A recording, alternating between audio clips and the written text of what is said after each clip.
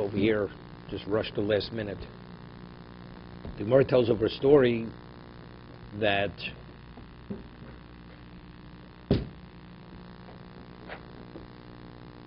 Avimi was the son of Revavo, and he displayed an unbelievable level of respect for his father. And when his father would knock on his door, Revavo, he would immediately call out, I'm coming, that his father should realize that there's no hesitation, there's no delay in terms of honoring and addressing his father's needs. So it tells over a story.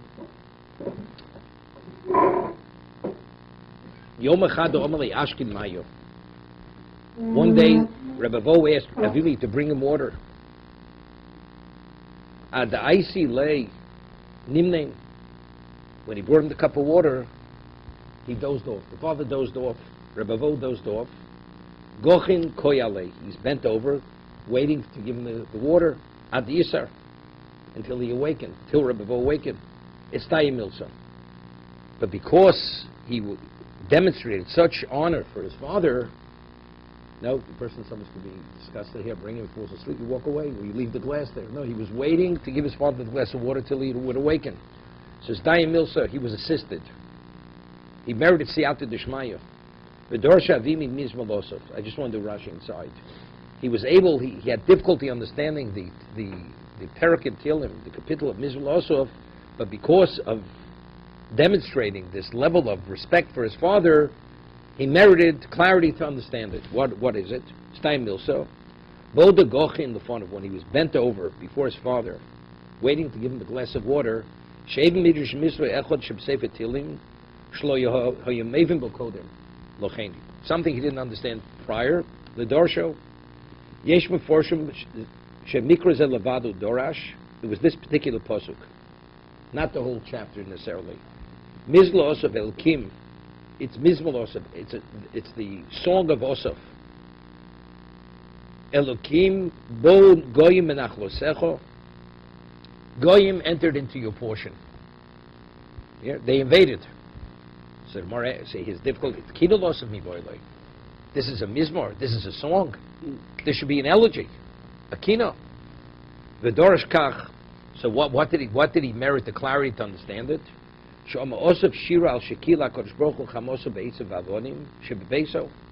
The God expended his wrath on the stone, on the wood and the stones of his house, of the Beis Hamikdash. Because of that, there was a remnant of Jews that remained. If not for that, if not for that, we speak in the negative, we always put it directed at our enemies, there wouldn't be one solitary Jew left alive. How did Hashem expend his chemo? Zion was ignited with fire. You know, the famous Orach HaKodesh. Moshe Rabbeinu prayed endlessly to be able to go into Eretz Yisrael. Hashem said, you're not going in. Why? And Hashem says, I want you to remain silent, because it would seem that Hashem is being too harsh. A person pleads to such a degree. How do you say no? Hashem says, you have to stop. I don't want to hear another word about it. I mean, Hashem is Avarachmin. You can have the leadership Moshe Rabbeinu, and he's doing tshuva, wanting to accept his tefillah. So he explains, the Orach HaKodesh, anything we read, the Gemara Sukkah says that anything that Moshe Rabbeinu was involved in is eternal. The Mishkan was hidden away. Why? Because it was the Mishkan of Moshe Rabbeinu. So Moshe would have built the Beis Hamikdash. The Beis Hamikdash could have never been destroyed. So if the Beis Hamikdash could never be destroyed, what would happen? It's Shavach Chamos Eitzav Avonim. The reason why the Jews exist is because Hashem expended his wrath on the Beis Hamikdash. But if the Beis Hamikdash cannot be destroyed, because Moshe Rabbeinu built the Beis Hamikdash, so how is Hashem to expend his wrath? He has to expend it on Klal Yisrael. So if that's the case, Moshe Rabbeinu cannot come into Eretz Yisrael to build the Beis Hamikdash. So therefore, it was the ultimate rachmim not to allow Moshe Rabbeinu to come in. Famous words from the Orach HaKodesh. Right? We mentioned in the past. The Gemara says in Sanhedrin, which we learned, it says, and the Medrash in this week's parsha, parshas Tazria brings it, we never find Hashem's name is associated with evil. Ever. Except, it says, the Navi says, Vayishkod Hashem al haroch, that we had gone into exile earlier to bring about the exile quicker.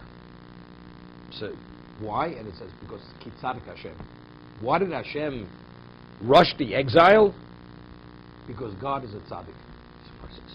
Because God's a tzaddik, that's why, because he's punishing us quicker, because he's a tzaddik. So Gemara explains that the reason why he wanted us to go to exile quicker is because we went to Bavel. In Bavel, there was the Chorish and HaMazkir. There was certain classification of Talmidei Chachamim. There were a number of exiles until finally we were all exiled. First there was Yechonia, there were different kings who went to certain segments of Klal Yisrael to Bavel. So previously, one of the segments was Chorish and HaMazkir. Chorish comes with Cherish. Death, Mazkir means Soga means it's concluded. After it's stated, nobody questions it. That their dimension of Talmidei Chacham was such of one of a kind. So it was important that all the Jews should be exposed to that level of teaching. If they would have been delayed to come about later, that generation would have died off, and they have no one to teach them. Who's going to teach the new influx of Jews? Who's going to teach them Torah? So Hashem brought them more quickly into Golus, that they should be exposed to these kinds of people to be able to perpetuate Torah. So therefore, it's Kitzadik Hashem, since ultimately it was for the survival of Klal Yisrael as a Torah nation. Therefore, Vayishkod Hashem al Sarov. Therefore, he hurried. He was diligent to bring this evil upon us. Kitzadik Hashem, because he's a tzaddik. That's exactly. The Gemara says there's certain three instances. It says, the Medrash says. But this, the Gemara Sanhedrin only mentions that one instance.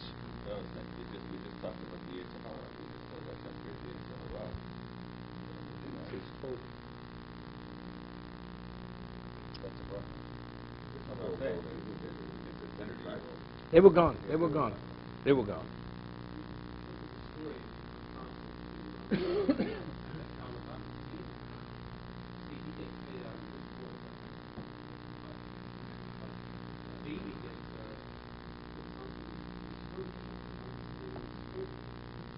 Okay.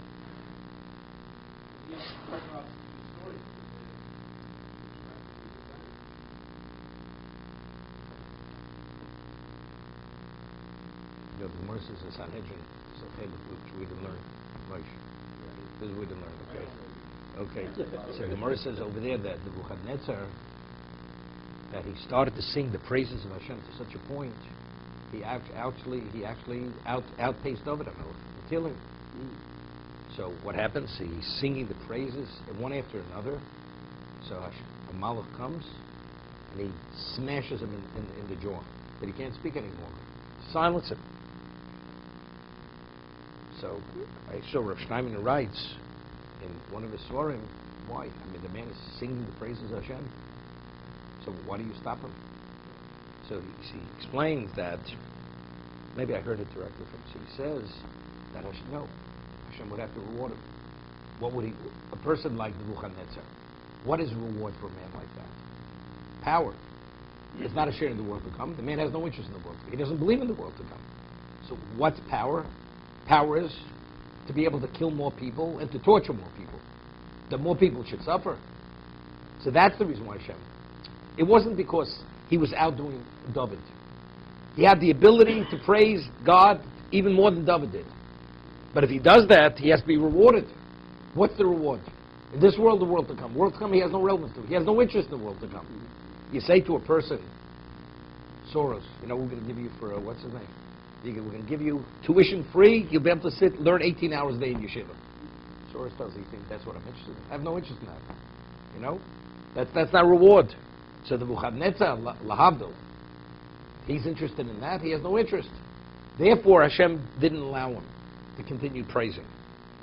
So I'm saying, so for Avimi, what's his reward? Right? His reward, it doesn't have to manifest itself in the material. That he came upon what actually he was agonizing on. Okay?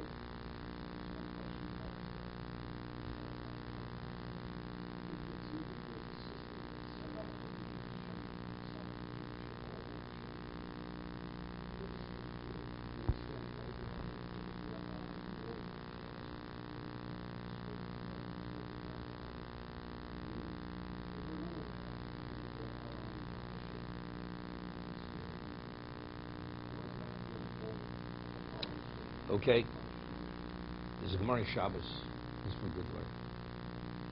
Gemara says, Bayis Rishon, originally, when it was going to be destroyed, he says to the Malchamobos, take the letter Tuf and paint it on all the foreheads of the Rishoim, and those people will perish during the destruction. So the Midas Adin comes to Hashem and says, what about the Tzaddikim? What about the Tzaddikim? And on the Tzaddikim, it should be in black. The Tzaddikim are in black means life, red means death. So he says, what about the Tzaddikim? So Hashem says, why? He said, they should have protested. They should have spoken up when they saw their fellow Jews doing the wrong thing. So Hashem says, even if they would have, it wouldn't have helped. It wouldn't have helped. So the Midas Adin says, but did they know it wouldn't have helped? They didn't know it wouldn't have helped. You know, because you're God. But they didn't know, so how come they didn't speak up? So Hashem said, even on their foreheads it has to be red. They're all going to die. So there is culpability to all of them. So how do you pick and choose? Every one of them has a liability. So if that's the case, how do you differentiate? They all have to be destroyed. So the wrath has to be expended elsewhere. Once we start with focusing on people, it's all of them. There's no such thing as pick and choose. It's not going to be. It's not going to happen. There's a Chazal says that, the Gemara says also, that during the Mabul, there were tzaddikim who perished. So why did Noach not perish during the Mabul? It says because Motzah Chen B'nei Hashem. It's not because he was a tzaddik, greater. He was tzaddik, but it was Motzah Chen. If not for that Chen, being a tzaddik wouldn't have been enough. He found special favor in God's eyes. So tzaddik is not enough. With Midas Adin, it's not enough. When Midas Adin is unleashed, it doesn't differentiate.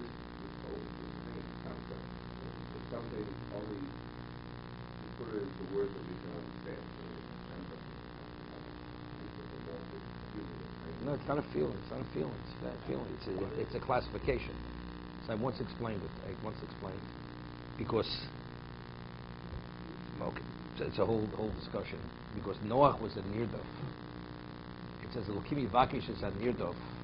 Hashem seeks out the underdog.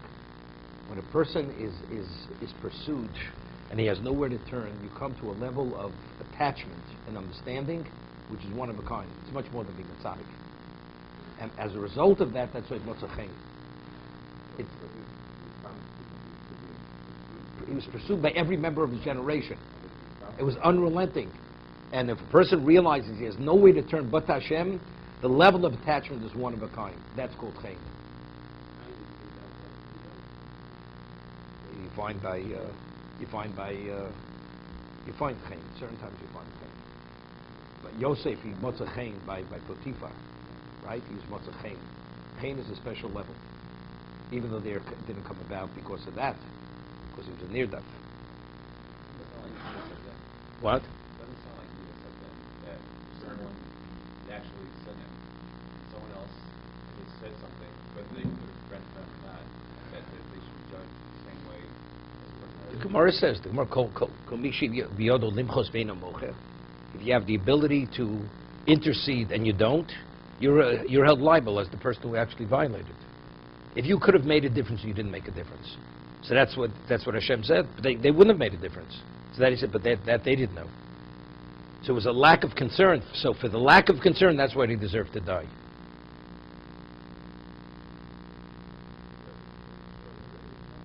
What's called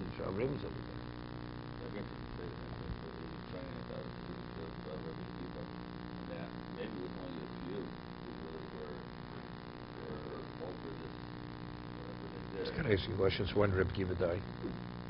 Why didn't he? If you tell me, evidently, they all participated in this. What do you have to say what you're saying? They didn't treat each other with proper respect. All of them.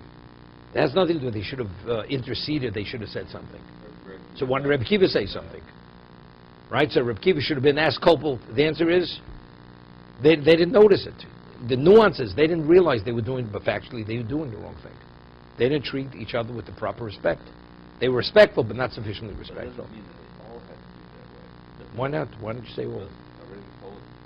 So why not Rabbi Akiva? He eventually died. Eventually died, and why did he die?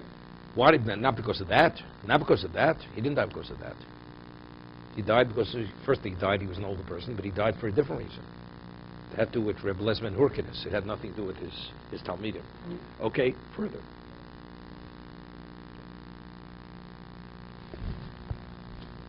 Howard?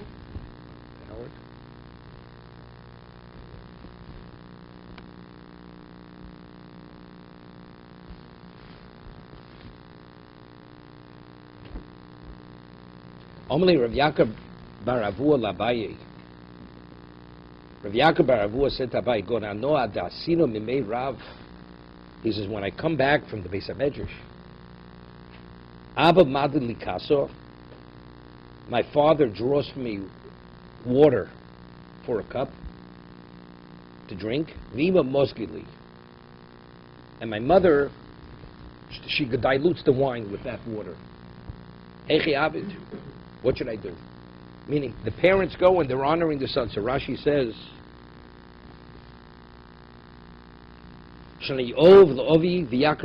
I'm beloved to my father and I'm precious to my mother. I mean, his parents are doing things which are maybe not sufficiently respectful to accommodate their son.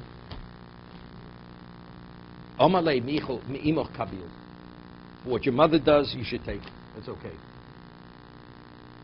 But from your father, you shouldn't allow it. As much as your father, because it's not respectful that your father should draw water for you. It's not respectful. The Kavan, the Bartoro, Chol Shadaite. Not sure what this means. Because his father is a Bar Torah, a Ben Torah, Chol Shadaite, Kavan, Vartoru, Chol Shadaite, Im Tekabel Mimeno Avoda. How does he explain this in the Art Scroll? Again, notice what he says. His father would draw water for him. Madli Kaso, 1 second. When he would come from Abba Madli Likasa, his father would draw water for him. Vima Mosgali, and the mother would dilute wine for him. What should I do? Should I accept their accommodation or not? So he said to him, Mimoch Kabil, from your mother you should accept it. Umiavuch lo tekabil, but from your father you should not accept it. Why? What? The Kavan, the Bartoro, who's the Bartoro? His father. The father. Chol Shedate. What? Right now he's impressed and he wants to do it. And then he comes to regret it. Affront to his dignity. Why would he regret it? But he wants to. It's his choice.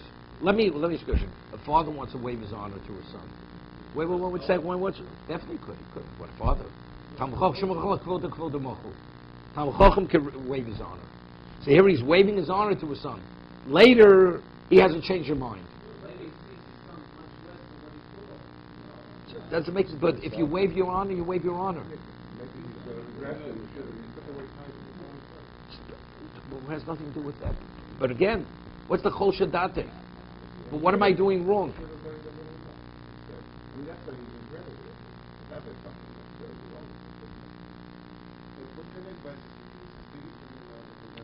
There's a story after Rav Shlomo Zalman Auerbach passed away, Nichter, so they put out a book. So Rav Shlomo Zalman Auerbach was a very down-to-earth, practical person. And he's walking to shul on Shabbos, and he sees a father carrying a bench, walking to shul with his son. There's a neighbor. It's not a person carrying. So he stops them. He says to the son, "Why is your father carrying the bench? And you're walking." So the father responds and says to Shlomo Zalman Auerbach, "My son learns in yeshiva. I never learned. My son's a Talmud Chacham. It's not appropriate. My son should carry the bench. So I'm carrying the bench." Shlomo Zalman Auerbach gets very upset at the son. He says, "This is respect. This is Torah. You should take the bench. From your father, you should be carrying the bench." And he wouldn't tolerate it. This is the story. So what's the difference between that and this? Right? But it's something the father wants to do. Right? So from the Gemara, it's indicated, not, and there the father was not a Talmud Chacham. That how you reconcile the story with the Gemara, and that's you have to reconcile the story, right? So I think the difference is there it was in public view. That was in public. What would a person say? This is appropriate. Here, this is in their home, private. This is between the father and the son and the mother. The mother wants to what? Wants to accommodate. That's their prerogative. Nevertheless, because Choshe Daite, your father, because he may regret what he did, or the way you're explaining it, therefore it shouldn't be done. 1 second.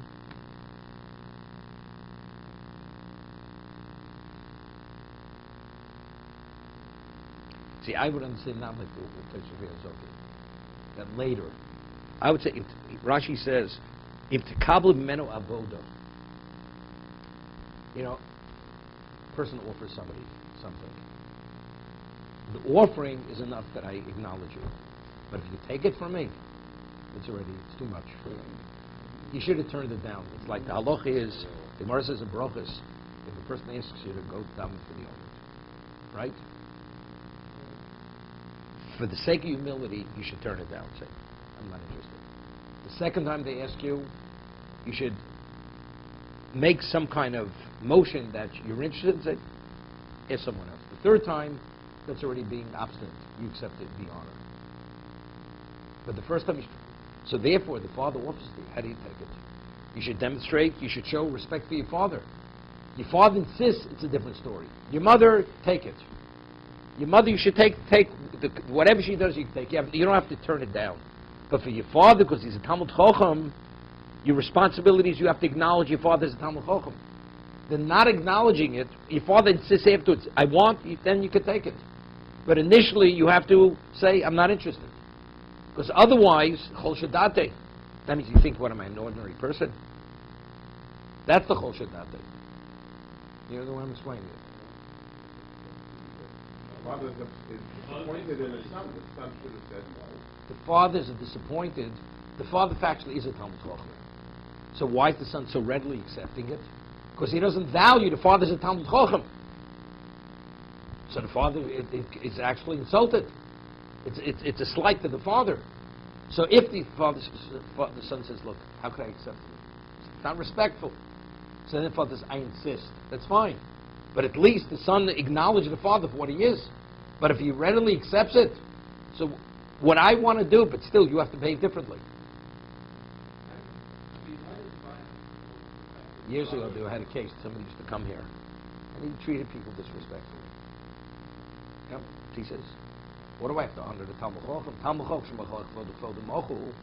So even if I don't get it, he's going to forgive me anyway. So what do I even have to initially give him the honor? I'm serious. This is what the person said. I mean, it's totally corrupted. So I said, what does one have to do with another? You have an obligation. You have to respect the Talmud Chacham and acknowledge him for what he is. Post facto, if you did the wrong thing, even though he may forgive you, but you can't do the wrong thing, doing the wrong thing, doing a disrespect, or not respecting properly, same thing. What the father wants to offer, that's his business. But that you accept, he's insulted. It's a slight to the father. Therefore, you should not. No,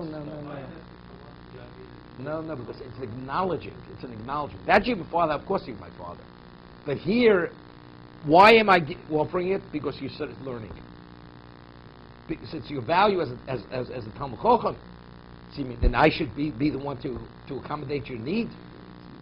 No, that's not doing time. No, don't get involved. We'll talk to the social worker later. Okay? Here we're talking about it's within the realm. Why am I valued? Because you're a Talmud Chacham. And what am I? Am I nothing? That's what it's like. That's that you're my father. Of course you're my father. Because a father could waive his honor. I want to do. My parents do many things for their children. So it's okay. A parent does for his child. No. It's not. But that already. So why am I honoring you? Because you're a Talmud Chacham, and I'm not a Talmud Chacham. So you should acknowledge me as a Talmud Chacham. Say, Father, I prefer you though because of who you are. So why are you accepting so readily? Because you value yourself more than you value your father. As a Talmud Chacham, That's already a slight. That's the Chol Shadate. Because But the mother can't be a Talmud Chacham. I'm just telling you, that's the way. That's the same question on the mother. No, the mother's. Wouldn't be for the fact that the She Talmud goes, "You're my Chacham is mother." Jewish. Right, Then because you're you my have to mother. correct the mother. Because you're right, exactly. You're my mother. Mother does for a child. It's not a problem.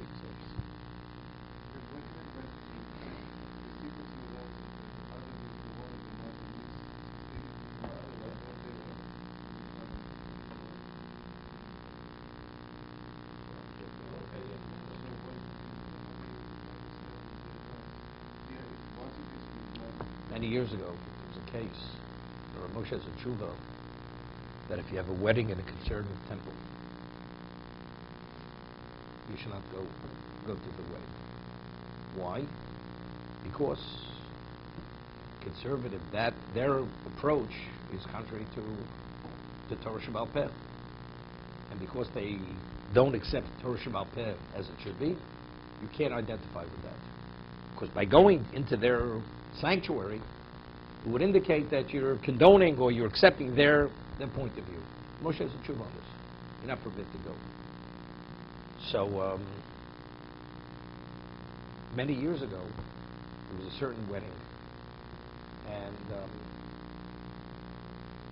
it was in St. Louis, and the wedding was a conservative temple, and it wasn't in the sanctuary. The ceremony was in the sanctuary, and the wedding, the celebration, was in the wedding hall. They had a hall. Okay? So, my father-in-law, Shom, was very ambivalent about going, because he knew this shul. It had to do with somebody related, and he didn't know what to do. So my mother-in-law, Shom, she says, you got to help. It's a question of Shalom Bayis in the family. He says, but came to go. And Moshe says you're not supposed to go into a conservative temple. See, so Rabbi Yaakov, my father-in-law called Rabbi Yaakov Kalatsky. Rabbi Yaakov Kalatsky says this: going into the building, even going into the building, going into the sanctuary, that's no matter. What about you going to the wedding hall? Right? There's nothing really that wrong with it. But he says, your wife can go, but you can't go. Why? I'm just telling what he said. He says, your wife could go because they'll say she's going to the wedding. But because you're a person who supports Torah and you're known as a Torah supporter in America, is what he told them, therefore they'll say a person supports this, he condones this, therefore it's not appropriate. You should not walk into the building. That's what Rabbi Yaakov told him. Okay? I'm just saying, this is the way he saw it, and that was so that's what happened. So it's a way, because you have a certain level of representation, you have to be more careful the way you'll be perceived than your wife will be perceived. Okay? Even though the Gemara says in Shavuos, Eishes Chaver Kechaver, you see the wife and the husband like it's one, no, but in certain areas you don't necessarily see it. Okay?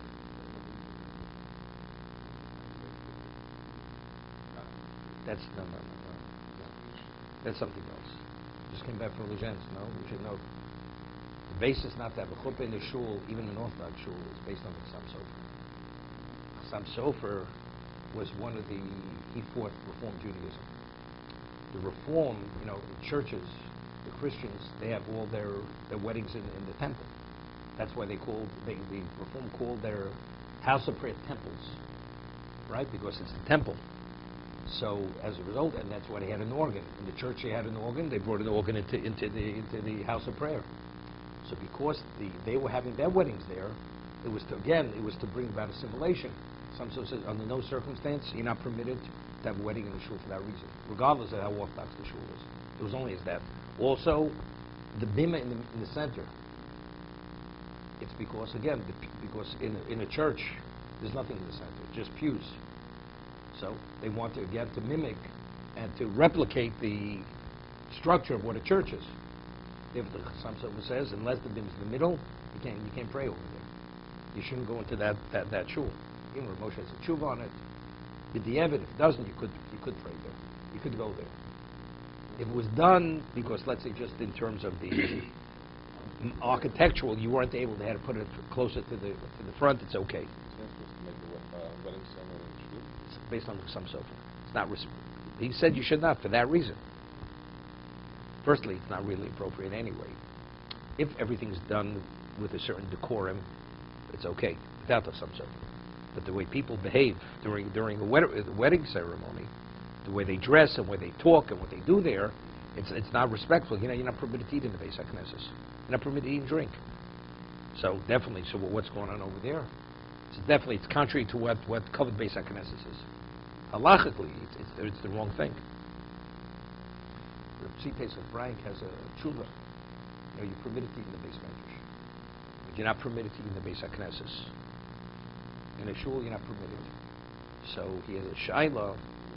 In many shuls, they have, like the East being in Israel, they have a shalashudis in the shul. You have a kiddushin in the shul, and so it's called the Beis HaMedrash. So he goes into the whole thing. What about if they serve intoxicating beverages, wine and whiskey? It's not simple, because if they're already you become intoxicated, you may act, unruly. You may not have behaved properly. So he introduces that, because you have kiddush, they serve wine and whiskey. And he comes over there, how it's a shul under no circumstance. It's a Beis HaMedrash, you're able to have it. The kiddush or the shalashudis. So I know I have a neighbor, he has a shtibul, and they have kiddush and they have the shalashudis in the where they daven. So when you get an ali, you receive an ali, very often you give a donation. So you could say, and he's there. Anybody ever says Beis HaKnesses, corrects him immediately. He says Beis HaMedrash.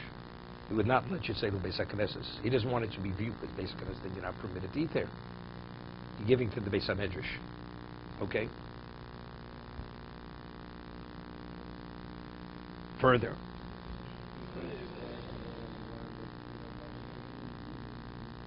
What?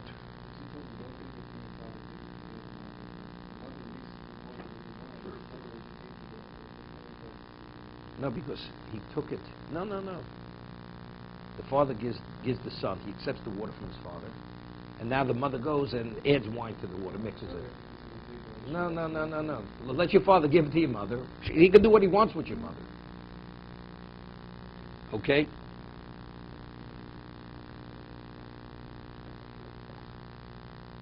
I had an interesting shaila based on the, Reb Tarfon was a Kohen. He was a Kohen.